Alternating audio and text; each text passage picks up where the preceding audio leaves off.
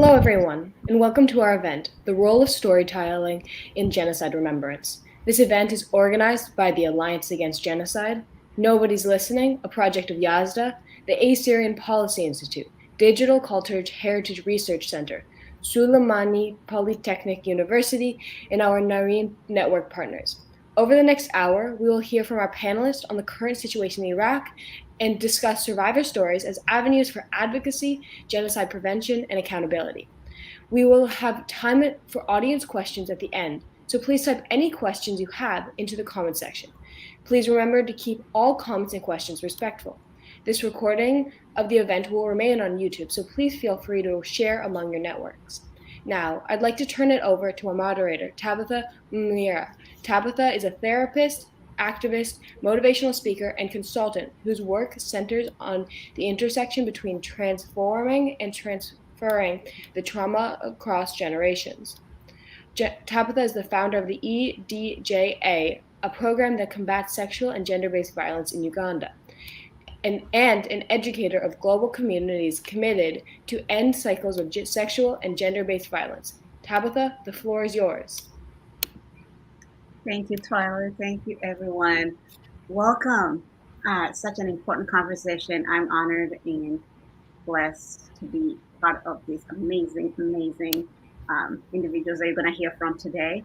So before we start, as you heard about this, we're going to hear people storytelling, the importance of that, and the work that they do is so personal from their own experiences. So, and as a result, sometimes can be traumatizing, triggering. It takes a lot of courage to share your own story of trauma in order to bring about change. So before we start, I just want to invite everybody, wherever you are, to just take 1 second to feel your chair, feet on the ground. Let's ground ourselves. If you feel comfortable, maybe put your hand on your heart, another one on your stomach. Let's just do 2 breaths so that whenever we're triggered, if we're hearing things that are getting us out of our body, we can come back to this place. So just with me, let's take a quick 2 deep breaths. Breathe in.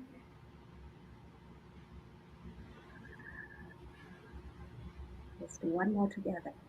Breathe in.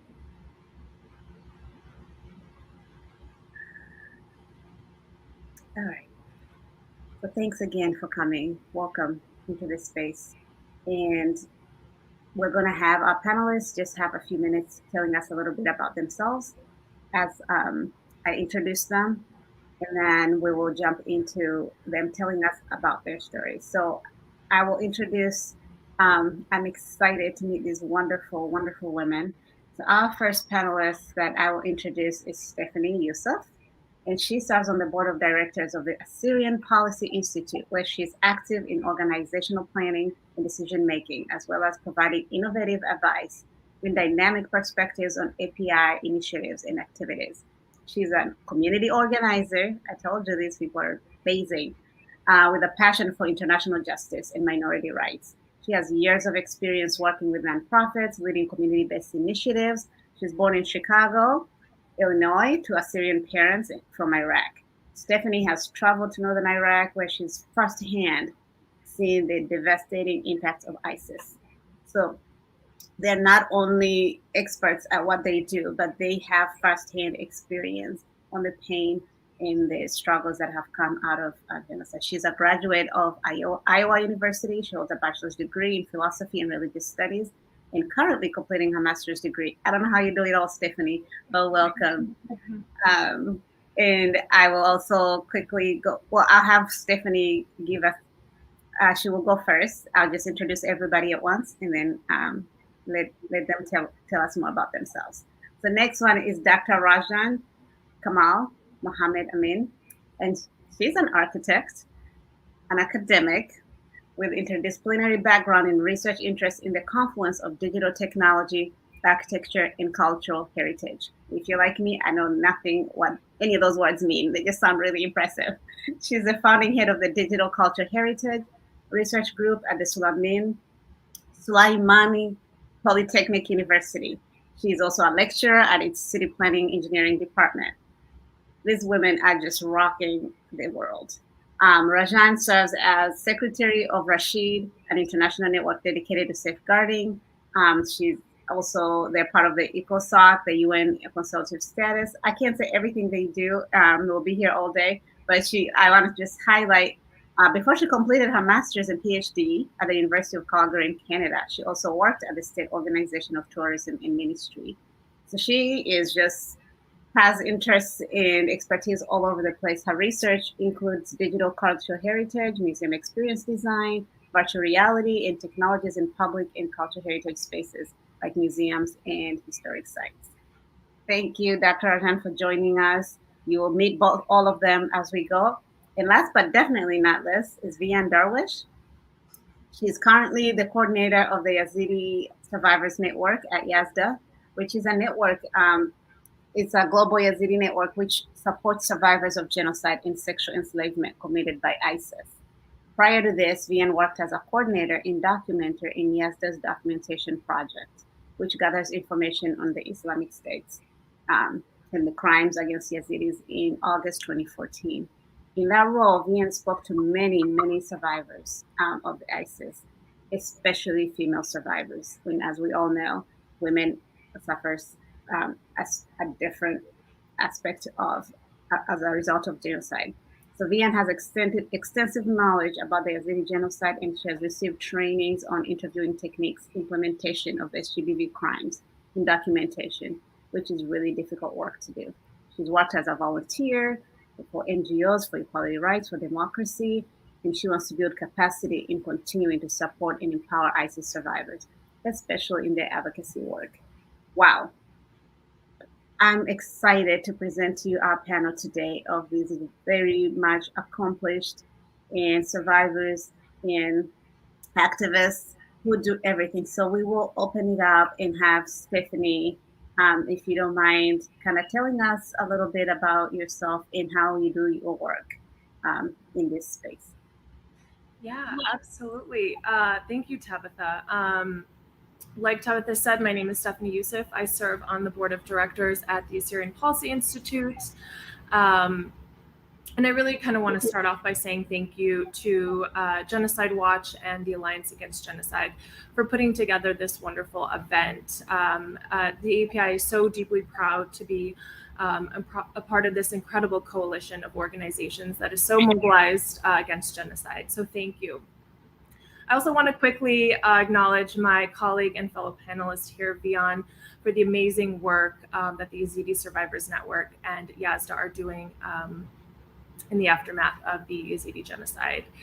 It's an honor to be among these incredible women who are doing vitally important work to be a part of this panel today. It's really crucial that we create this space for these types of discussions. We were really focused on survivors and those that have been affected by not just ISIS related atrocities, but also by genocidal persecution that has unfortunately spanned decades, and unfortunately in the case of Assyrians, a century, right? We've kind of seen these waves of genocide there. So again, very, very crucial work. I was thinking a little bit today about the theme and sort of what this event is really aiming to accomplish, and that's how do we fit in, or where do survivor stories sort of fit into the overall genocide narrative? And after some thought, I think this is something kind of we all already know, right? It's something we demonstrate every single day in our work, and that's precisely in the middle. Survivor stories have to be the driving force behind any and all discussions. They have to be the driving force behind any conversation about justice. They have to be the driving force behind any conversation about reconciliation. And this is ultimately why the Assyrian Policy Institute was founded. We realized early on, specifically with the aftermath of ISIS, that there were so many conversations happening about how to respond to the crisis, what the future for Assyrians and Yazidis and other minority communities would look like. And yet the voices of these communities were completely bypassed and overlooked. As a matter of fact, there were other groups speaking for these communities without any sort of meaningful engagement first. And it became a lot of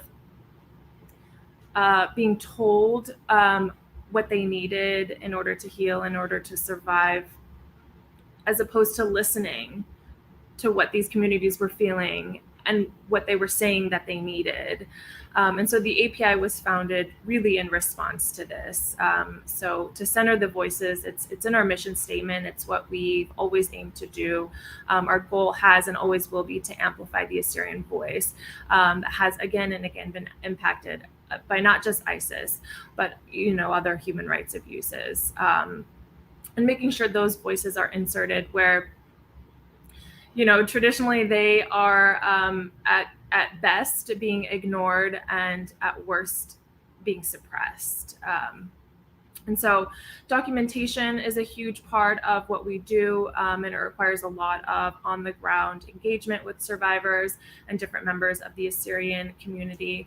It's personable work. We collect these stories, we document them, and then do our best to make sure that they are heard so as to provide validity to a response, right?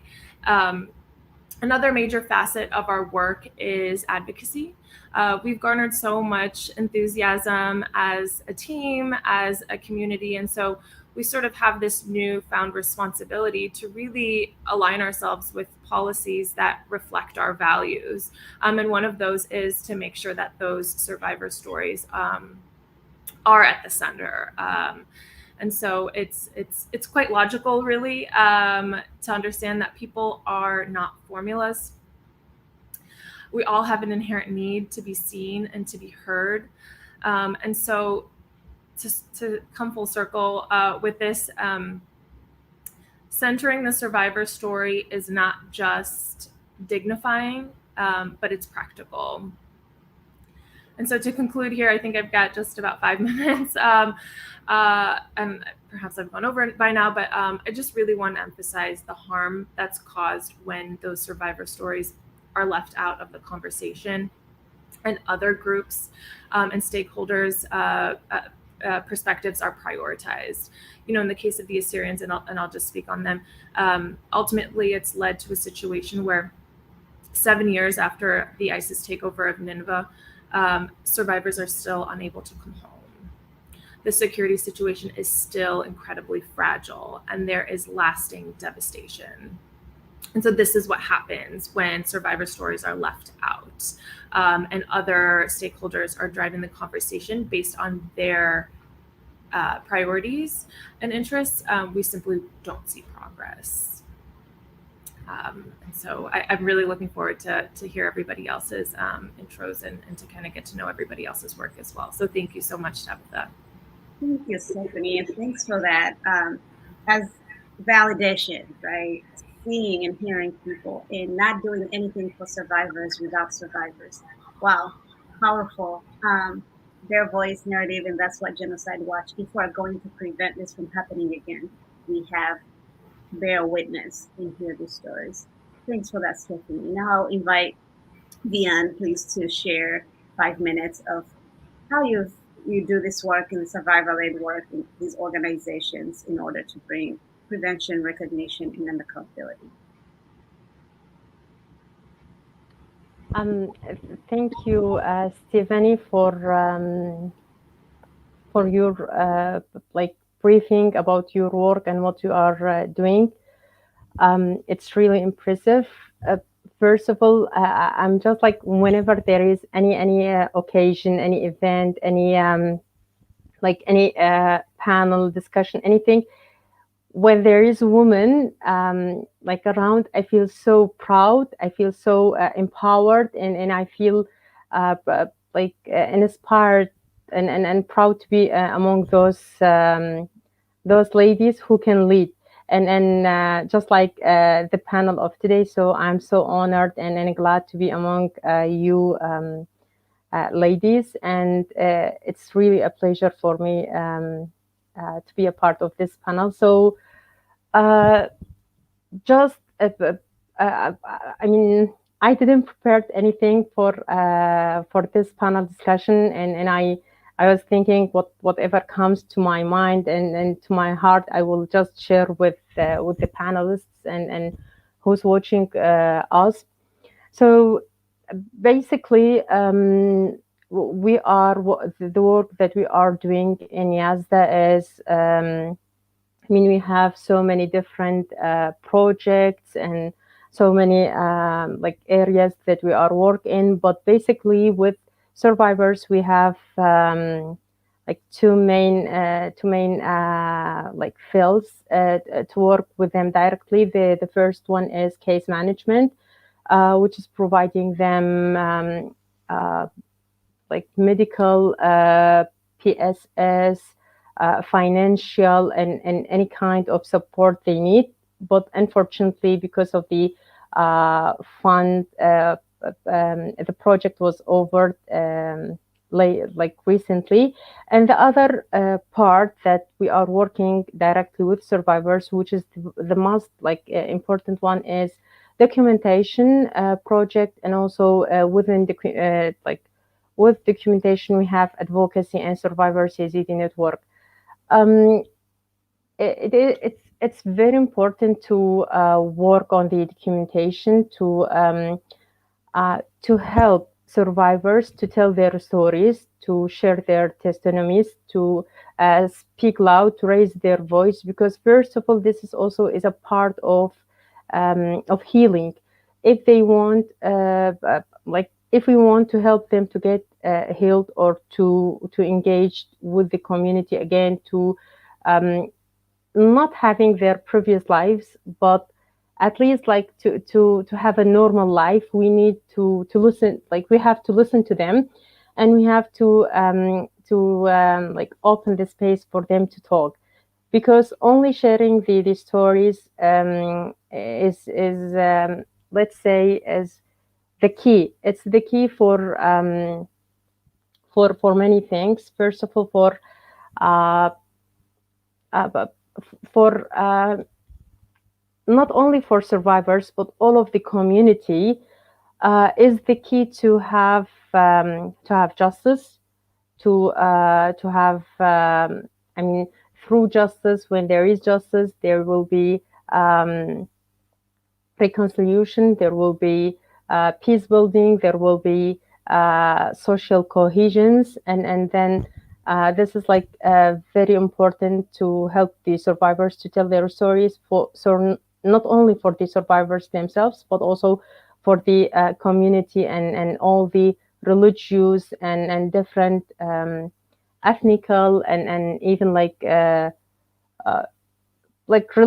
different religious groups. So with documentation project, we are documenting ISIS crimes committed against the Yazidi survivors, but not the Yazidis and the other minorities in Iraq and Syria, and we help them to, I mean, as much as we can to cooperate with the prosecutors from the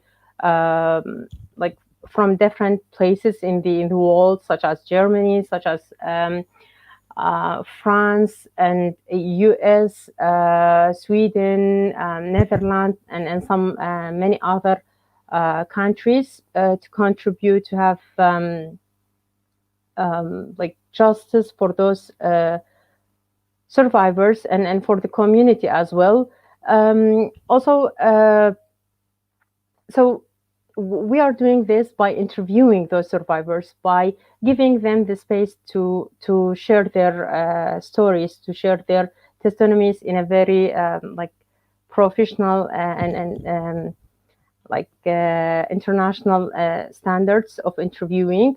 The other part is to work on the advocacy, especially with the Yazidi Survivors Network, which is like a network founded by Yazda, and it contains, or it has members from Yazidi survivors from different places outside Iraq, inside Iraq, and they are empowered and trained to work on advocacy, like advocacy for their own rights, and the other survivors from other communities who are unfortunately in Iraq, they are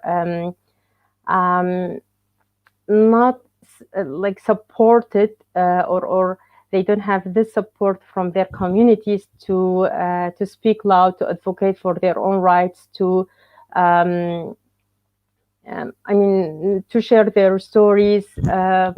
So they have like some limits, let's say, or some obstacles of doing this. That's why the Yazidi survivors, they are taking the lead and advocating for their own rights, and the other survivors from the other minorities. And this is what happened with the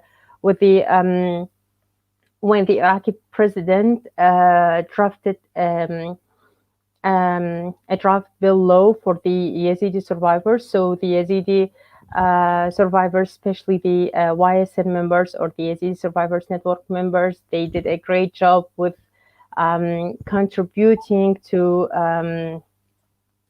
make like amendments, changes, and include survivors from other communities within this law. Sorry. Go ahead. No, go ahead. Yeah. So so this is like in terms of advocacy and justice, and now also the Yazidi survivors, they are survivors network. They are working on, because unfortunately now when you talk to any survivor, for example, yesterday I met a survivor. We were like talking. So the sentence, like she said me a sentence, it kept in my mind. She said, "I will not like. I lost my husband and my children.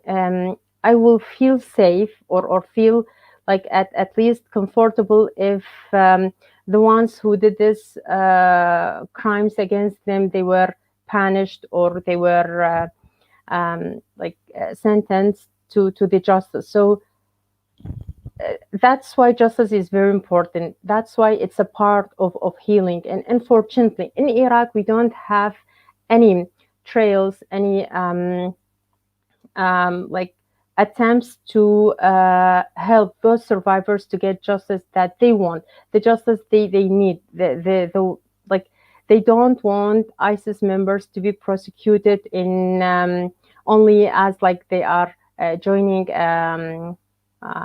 like a terrorist organization, but they want them to be sentenced or punished according to the crimes they committed against them and the other minorities and the other people also, such as genocide crimes, war crimes, and crimes against humanity. Mm-hmm. So this is the justice they want. They don't want them like just because they don't want to get only revenge. They don't need revenge. They need to be healed. They need when someone raped a survivor, like to be punished according to that crime, not because he was joining a terrorist organization. And this is one of the reasons also we cannot cooperate with the Iraqi authorities or the tourism bodies in Iraq, because like whatever, because the evidence that we are gathering, they will be used only like for this like this crime, and it will not be used for the other crimes. Oh wow. So yeah, so that's why survivors, they are now working with UNITAD, working with the who is also doing investigations in Iraq on the crimes, ISIL, let's say ISIL crimes in Iraq. But also they cannot use their evidence and the information they gather because of the Iraqi law. So the KRG, they drafted a draft bill law for having special trails, for ISIL fighters. Now the Yazidi survivors, they are eager to work on this, to advocate for this law, and also if it was by the Iraqi government to be adopted and to have special trials, so that they reach and they have the justice they want, not the other justice that it's only the justice it's provided for them. Not the justice that people want, but it's one that they do. So I actually want to come back to that during questions. There are a couple points you really made about healing and how justice is not working the way that people would have wanted. Let's have Dr. Rozhen tell us a little bit about her work, and then we'll come back and hear more about that piece, because it's very important around, and the reason we do the storytelling, right? So we can have that healing. We know that we repeat what we don't repair, and we can't repair what we don't talk about. And so that was a really great point, Vian, and we will come back to that during our questions and answers. So Dr. Rozhen, can you tell us in maybe 5 minutes or so a little bit about your work and how you approach advocacy and survivor-led work? Thank you. Hello, everyone. Thank you very much for the introduction, Tabitha. It's always a great honor and actually pleasure to be sharing a panel with these achieving and very inspiring women. So before I actually dive into talking about the Nobody's Listening project that our center had the honor of getting involved with a few months ago, I would like just to start briefly mentioning about the role of storytelling in general. But before that, can I check, do you see my screen, please? I do. Okay, excellent. So as we just heard from Stephanie and Vian about their stories, we just heard stories. So actually we get to know most of what we learn about. And actually we remember or even imagine is coming from storytelling. And storytelling just by its nature, be it in the form of text or image, or even words, they are keeping and continuing to connect us to past events, people, and also locations. And so in that regard, they are also helping us to understand our current days or our present, and also imagining our future. So I always say, like stories is about making an image about anything in our head.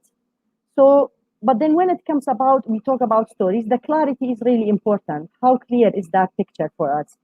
So, and that's when the power of how you communicate it comes in, which relates to the kind of work we do at DCH, at Digital Cultural Heritage Research Center, and the SP office of the Nahrein network. So basically, that clarity is really affected by the medium through which that story is communicated. And virtual reality, or VR, also known as VR, is actually becoming an effective tool for storytelling. Many of the stories that has been communicated could be actually communicated in VR. And being called the empathy machine, known as the empathy machine, what differentiates virtual reality-based storytelling from traditional way of storytelling is actually adding the immersion and also presence, sense of presence in that, to a point that it actually creates that sense of you are inside that story, you are not an outsider, but it actually puts you in the shoes of that another person to actually see the story and from that point of view. And of course, that contributes to more sensory engagement, as well as it deepens the storytelling experience in itself. And these characters are really critical and important for communicating about stories like genocide, the Yazidi genocide. And that's because getting closer, to the depth, getting closer to the stories and getting into the depths of the stories help us to actually see much more than the images where the world are becoming desensitized about it, unfortunately. And it actually even helps us to create more emotional engagement with it, have more emotional engagement, and develop more empathy toward those stories. And it is well established in research that the more you have emotional engagement, the more you have increased empathy toward a cause or toward a story, let's put it that way, then there is more chance for pro-social actions and support. This is something which is very critical to many of the things that Vian Khan just mentioned about. You need justice, reconciliation, healing, all require support and from the surrounding communities and others. And these could be triggered or even encouraged through empathy, through increasing empathy, which you can do through emotional storytelling and immersive story experiences. And in that regard, Nobody's Listening project is kind of an attempt, is a project that actually using virtual reality technology to communicate and raise awareness about the Yazidi genocide and tell people what's the case of the Yazidis and how their life is currently. The project was initiated by Ryan D'Souza, who is a human rights advocate, and developed as a collaboration between Yazda and Surround Vision Company in the UK. The project very effectively combined art, culture, and technology to dive its user deep inside the Yazidi genocide and the destruction of their cultural heritage. And in that regard, it's like a sensitive way of revealing the untreated wounds and the very deep wounds of the Yazidi community and other minorities in Iraq who had struggled under ISIS and who have experienced genocide. It uses, because of time, I won't be able to dive into details, but just very quickly, it actually combined digital reconstruction, 360 video to create that sense of immersion, combining with emotional narration, sound effect, and also animation to show and tell in engaging and emotional way the stories of these people. The pros, nobody's listening. Several months ago, we got the honor and privilege of joining a growing team of partners like this to actually undertake a large-scale assessment of the Nobody's Listening virtual reality exhibition. And we undertook data collection across 5 cities. Again, because of time, I won't go into detail, but very quickly show you three findings which we found through that assessment, which was reaction to it, just to put it in 2 words, was overwhelming and very emotional, in a sense that it generated a very high cognitive impact and engagement. As you can see from that, this is one of the very, only one example of many of the strong statements we had on indication about high cognitive engagement and changing knowledge and impression. We notice many of the people, it is our local people who are in the community, but we notice that there has been a significant change in their knowledge and past impression about the Yazidi community, as you can see from this feedback. And lastly, we noticed also a high emotional engagement and empathy, an increase in a way that people, like I said, reacted to the storytelling through that immersion way. Many of them were talking about how they have been seen in video, in TV and news, but it was nothing like actually stepping inside the stories. And of course, there are much more details and much more finding that you are welcome to, and I highly recommend reading the report that's publicly available on IOM website here. And in summary, immersive storytelling is really important, powerful, and important medium to connect and actually pull us closer to the genocide of the Yazidis and also other genocide causes. And for that, it's really important to elicit emotion and empathy in sensitive and engaging ways, so that hopefully that will inspire more action. And I just wanted to use this last slide to actually acknowledge the very wonderful people and supportive people who have supported this mass-scale data collection for the project. Because of time, I won't be able to name them individually, but these individual and also organization have greatly played a role in undertaking that assessment. And we are, like I mentioned, very privileged to have been involved with this project and contributing to the knowledge about the role of immersive storytelling in engaging with difficult heritage and genocide storytelling. Thank you very much. Wow, thank you. I mean, how creative is that? And amazing. We all know when the brain is not wanting to engage, the cognitive dissonance, we all tend to do this, like our brains just disconnect from our prefrontal cortex. And what a really great way of bringing people into these conversations and storytelling. As a Rwandan, we also experienced that genocide, and storytelling was really one way to find healing. And all of you, the work you're doing in your communities, I know people who are listening here want to know, how can we not only hear the stories and witness that pain, how can we be part of the solution, led by survivors, led by people on ground who understand this like you all? So my question to you all, and I'll start with Stephanie, what are some of the largest problems that your community faces, or the communities you represent that face? And maybe we'll do a couple minutes or so. Obviously, this is such a big conversation. We wish we had maybe 5 hours to really get in. So I know I'm not doing justice to all the incredible work you're doing by rushing, but we also want to honor people's time. So maybe in a couple, up to 3 minutes each, can you tell us some of the problems that your community is facing? Yeah, absolutely. And thank you to the other panelists for those introductions. Fantastic work that you guys are all doing. I mean, I think it's pretty straightforward, and it's something that we kind of already know, is that, and it's, the work of Dr. Rozhen, it's that really nobody's listening, right?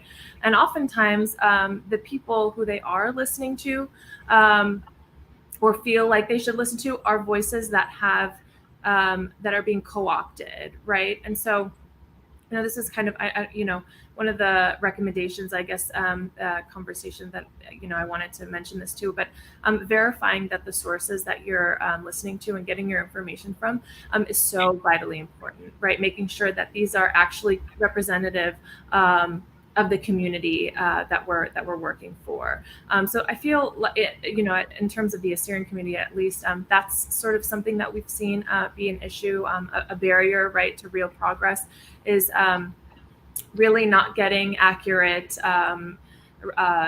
information about the community, not having a clear idea of what exactly these people need, and so really going straight to the source on the ground is so crucial. And so I think for us, that's been definitely a hurdle, for real progress.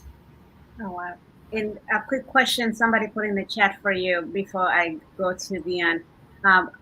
Somebody's wondering, how are these stories retained over time that your organization, how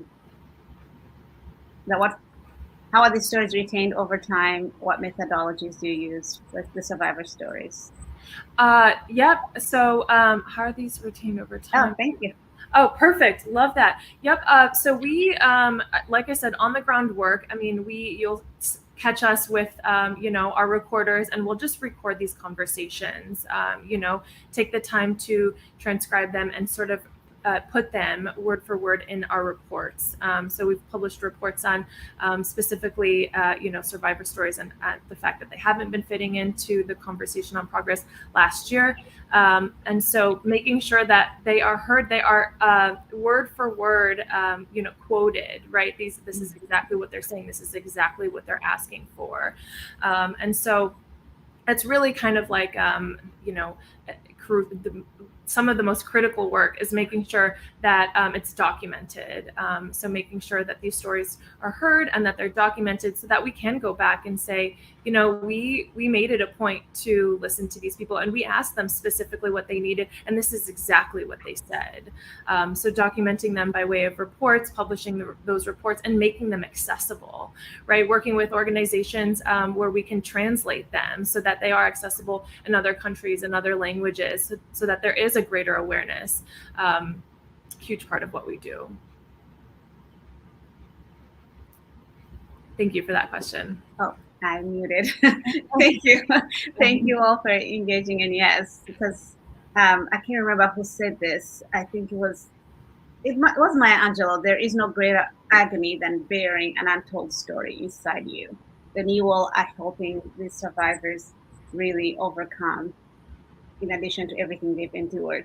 We'll go to Vian in a couple minutes or two. Can you tell us about kind of the largest problems the community is facing, so that our listeners can try to figure out a way how they can be of support? How can they bear witness to the people who are experiencing this? Yeah, thank you for the question. So I will try as much as mentioned, because the challenge, I can mention like the basic challenges, because if we talk about the challenges, we have so many. The current situation of the survivors, but also the current situation of the Yazidi displaced people who are not able to go back, to return to their areas because of many reasons, such as the security, safety, the lack of the uh, life condition services, which are not available in their homes. Also, the urgent needs of the survivors who are waiting for the implementation of the um, uh, uh, Yazidi survivors law, which will take time, and it was adopted before 7 months, and still they have no they didn't receive anything from their rights of reparations that will be provided for them by this law. But I will go to another challenge, and I will speak about a challenge that the community, or the communities, not only the Yazidi communities, they face in Iraq, which is the awareness, being aware about the other different groups, and being aware about the different religious groups who are living in Kurdistan and in Iraq. Iraq and Kurdistan, they are very rich with the different religious groups, but unfortunately, we are not aware about each other. We don't accept each other. We feel like if someone is not from our kind, is not like he deserves to what is happening to him, and this is we really need to face this challenge to change this point of views of people on each other. And this is why I will go back to nobody's listening VR that Professor Rozhen talked about before. This VR is very important for raising awareness about the Yazidis, but also it's a good way to about the Yazidi genocide, but not only the genocide, also about like the Yazidi community, and it helps to educate people about how the Yazidis. I mean, I am a Yazidi. In August 2014, I was in Shingal, just like thousands, hundreds of thousands of Yazidis. I ran away and we came to Kurdistan. I have been like through the stages of I mean, if not all of them, but some stages of this genocide. But when I saw the VR, it showed me like a new the Yazidi genocide from different angles, and I was like thinking, oh my God, that happened, and I was there. So it's really like putting us in the shoes of those people who were in Kocho and in other places. That's why it's very important people be aware about what happened, not only for Yazidis, but only also for the um, other communities, which like will be a way also to prevent future genocides against anyone, like any religious group in Iraq or in other like in the world. So this is a challenge we need all together to work on as individuals, not as decision makers. As like we can like raise awareness as much as we can, and we can like motivate ourselves, our families, our communities, our people to accept each other. And if someone is not from our kind, that means like he's he's wrong or whatever. Thank you for your question. I think I will stop here. Wow, thank you so much for that offering. Yes, I mean, stories, right? I never remember names, so forgive me, but I love quotes. So somebody said stories are the currency of humanity, right? So there would be no economy of how to keep humanity going unless we share our experiences. And that VR sounds like it brings us into that experience that our fellow sisters and brothers across have experienced. So that brings me to Dr. Rozhen. Tell us a little bit of what is the largest problem that you have faced doing this work in your community? Yes, actually, what I could say during the assessment, we were assessing and actually observing the largest problem, and that's as to echo Vian Khan as on what she mentioned. Actually, it's local awareness. So you would assume that people who have lived in Iraq might have had better exposure to the stories and might have more insight about what was happening, but then even the stories themselves, the way they were told, the way, I mean, I think when it comes to storytelling, details really matter. And when I say detail, I'm talking about not just the detail of an event, but also the emotions and that way people are feeling. So one of the biggest thing we noticed that we were surprised that far many locals were not aware about many of the things that were mentioned in the VR experience. And it is only a 12-minute experience. So it's not even an exclusive list of all what the Yazidi people have gone through. It's just like a tip of an iceberg. So on that regard, I think local awareness is really a big issue, and it is a risking, associated with social cohesion and building long-lasting peace. And peace building in general as a whole process.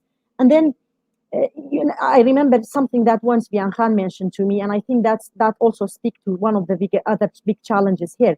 I think because now the ISIS has been at least officially been removed from those areas, so the general assumption that's coming that everything is fine now. But then the problem, I think, one important thing is to do is with this constant reminder and storytelling is actually to show to that it's not the pains and the pain is still like the wound is still bleeding. The pain is even bigger. So people need to be aware about that. And that's what Vian Khan once mentioned, saying that someone once mentioned that people think now it's okay to live in that tent, which is just a piece of cloth in heat and cold of that area that they live in. So I mean, it's something. It's humanity nature that by nature we forget things after a while. But I think storytelling is really playing a critical role in reminding people in a sensible way and in a way that connect people, because storytelling people can relate to each other. That's when you make something relevant. I recently read an article about saying one of the reasons that people sometimes don't help each other is that they cannot connect with people. They see it as me and other. But then how to do that? You have to develop empathy. And that's where storytelling, emotional storytelling, and the power of sometimes you harness the power of technology and some other mediums. You have to do it in a responsible and sensitive way to actually address some of these challenges on a mass scale and not only for a few people. Wow, absolutely. Because we think a lot of us, and we know it's our brain trying to keep us safe or trying to live out. We hear all these tragedies happening across the world and we zone out, right? We don't want to engage. We think somebody else got it. We forget they're real humans going through this day in and day out. And as you said, even when the crisis is done, that's really when the hard work begins, the healing. Thank you, both of you, for sharing, and Vian for sharing your story. I know that it's not easy, but each and every one of you do this so that people do not forget what is happening. And what we each can do, at the very least, is create space for others who have gone through such tragedies so they can share, so we can validate, we can see you and hear you. And I think that's what I keep hearing all of you say. Telling these stories validates the experience that they're going through. And there's one takeaway thing. How can you create space for someone who's experienced such tragedy to share and feel seen and heard? We ran out of time so fast. So before we do, if anybody has a question, you can drop it in there. But I want to come back to all of you. And we'll come back to you, Stephanie, first. If you have maybe 2 recommendations, what recommendations do you have on how to center survivor voices in genocide remembrance? That is where the key is. But this never happened again. We have to hearing what is happening, what has happened, and how to use it. If you have about 2 recommendations on how to center survivor voices in this work, please share with the audience. Yeah, absolutely. Am I echoing? No? Okay. Maybe it's just me. Yeah, I think a couple recommendations I would have, to really make sure that these voices are heard. The first one I'd say is to really make sure that when we are listening and when we've granted somebody this space to talk about their perspectives and their experiences, I think all of us are guilty of this.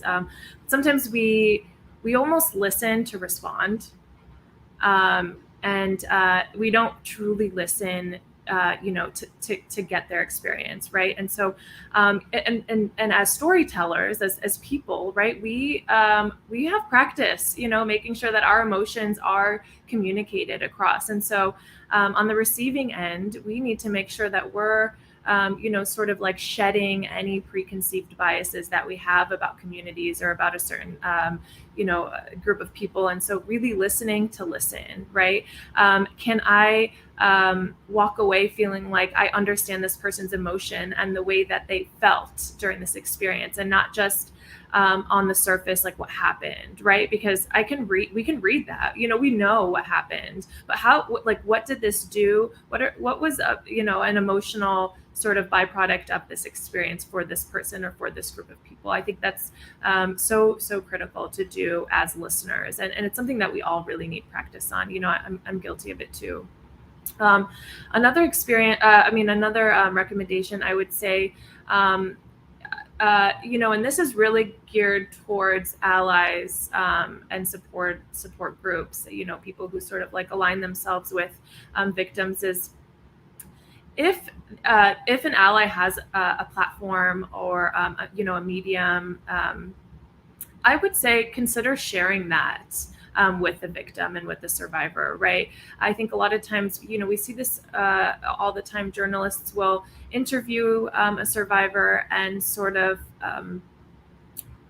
repackage sort of the experience in their own way. And so that can sort of take away from the experience. And so consider, giving that platform away instead of, I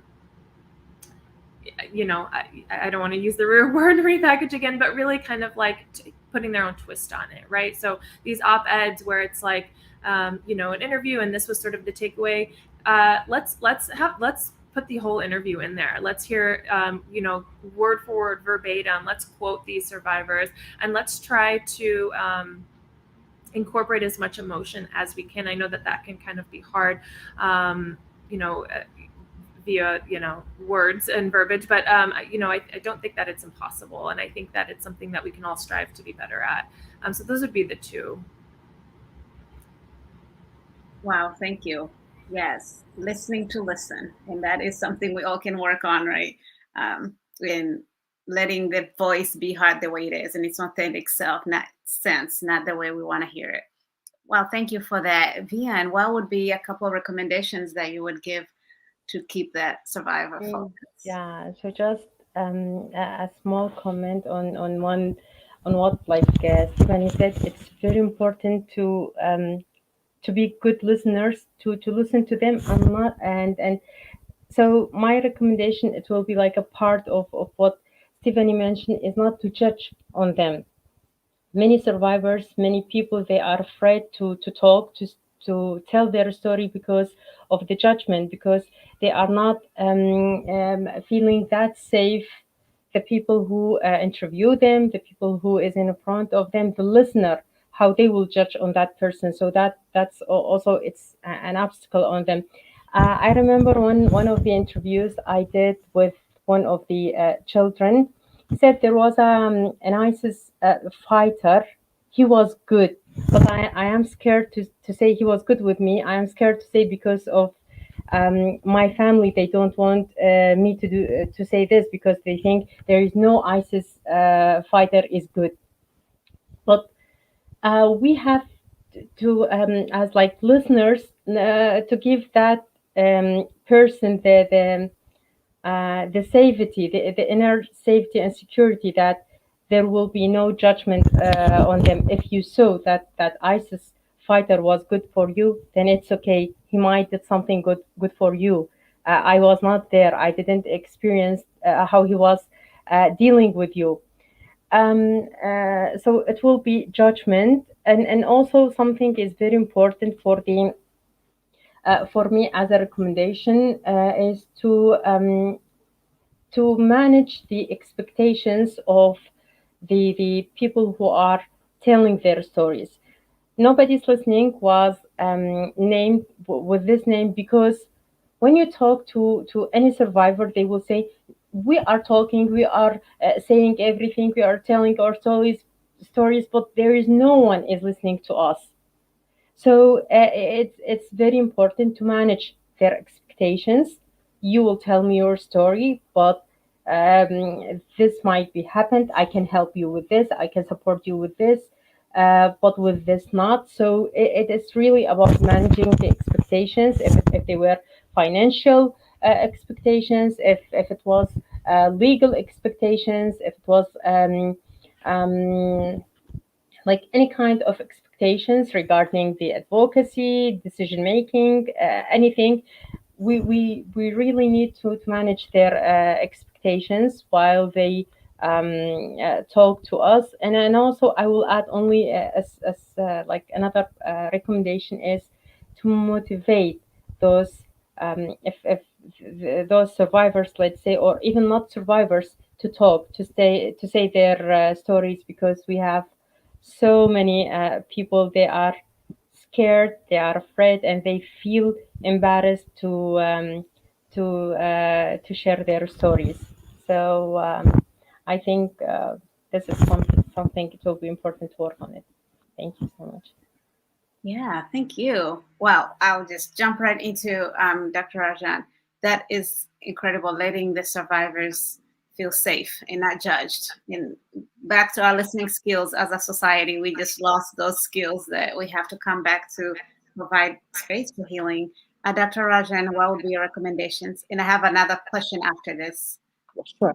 Actually, one of the main thing, and to echo Vian and Stephanie on their excellent point they made, it's very important. And you mentioned that, you very rightly put it, creating a space, but then having that space a safe space, a non-judgmental. And to make that, actually, to achieve that, it's really important to raise mass awareness, especially local awareness among the communities, and also keep advocating and empowering the Yazidi people to actually be able to say what they feel, and also to make people listeners, active listeners, like what Stephanie mentioned. Because what's the point of actually having an empowered Yazidi talk about them, but then it falls into what they call deaf ears, right? So you definitely need to work on the same level at the same time. And my second recommendation is actually simply moving from theory to practice, because far many things are happening here. Like there are, media coverage and everything is happening. And that's why I think sometimes, like Vian Khan very rightfully mentioned about managing expectation, but that's actually happening some of the time is because the people, the donors or the authorities, the embassies, everyone else, they feel and they did support us. But for individuals' life, many of these things has not been translated. It's moving from theory into practice for them individually. So it's actually time to make that changes in some sense of, keeping things actually affecting, like, having these initiation, which are wonderful, but much more need to be done to actually make a change in a Yazidi life, to be able to feel like someone is listening to them. Wow, yes, on all of it. Incredible. We have to do this again for longer because you all have so much to offer. And Gail, you just asked a really great question that is big, and we have 2 minutes. I'm going to have one person jump in and see if we can do this. How can regional or cultural divisions be bridged through storytelling? Oh, that's a good one. All right, we'll see how we can do this. Stephanie, you want to give a go at it, and then everybody get a minute? You all can hang on for a couple minutes, right? This is a good one. I would say, it can be so hard, right, when somebody's the other, the capital O other, right? They're different, and so it can be kind of hard to even want to build a bridge. And so I think the way to do that is really through emotion, right? And sort of the pathos, the ethos of a conversation, right? Engaging with that and understanding that they are human. And that there's especially in our region of the world, we are so much more alike than we are different. And so remembering that can really sort of help grease the runway, if you will, for true allyship. Oh, beautifully said. All right. Anybody else want to jump in to answer that question? Okay. In history education, normally they do this through what they call historical empathy.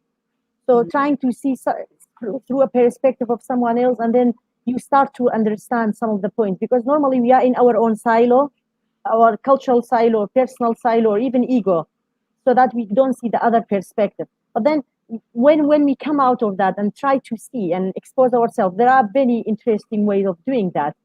But then the minute you do that, then people start to see things from a different way, a different angle, and that is really powerful on, at least loosening divisions, or at least loosening some of those strong barriers, different cultures among cultures, and also in general exposing people to good examples and good causes. Yes, thank you. Vianney, are you able to add on for a minute? Yeah, so I mean, there is no there's no too much to add to what Stephanie and Professor Rozhen mentioned. Just only one thing. I believe the cultural context is itself is very important in storytelling. Um, to be active good listener and to motivate someone to tell the story is we have also to be aware about the culture, about the regional area, about what is going on in that area and with that culture, because cultural context is very important, and it has big role in our listening.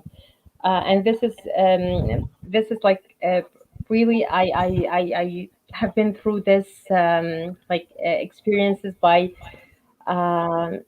for example, when some Yazidi survivors and they were when there were some international let's say interviewers or listeners around, and some Yazidi survivors, they were telling their stories, like using some words, some terms, referring to some specific colors, some words.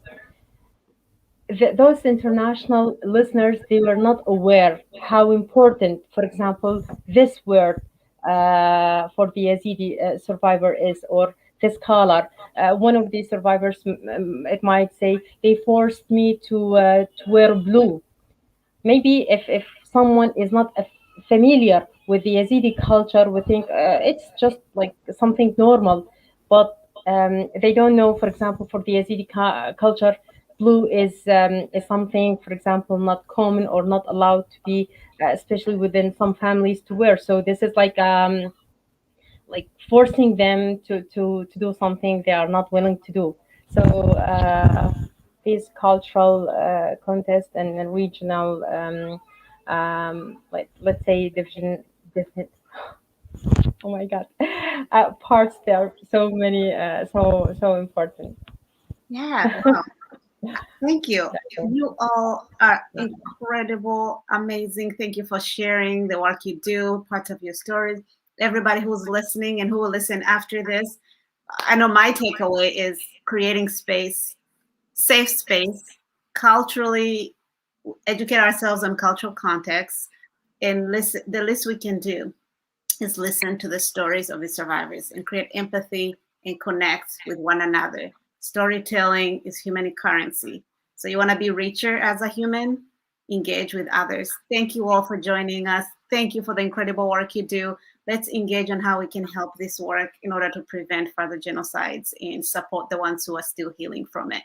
Thanks for putting on this, everybody who organized this. We are grateful for each and every one of you. Have a great day. Thank you. Thank you, Thank you. Tabitha. Thank you. Thank you, Tabitha, and for the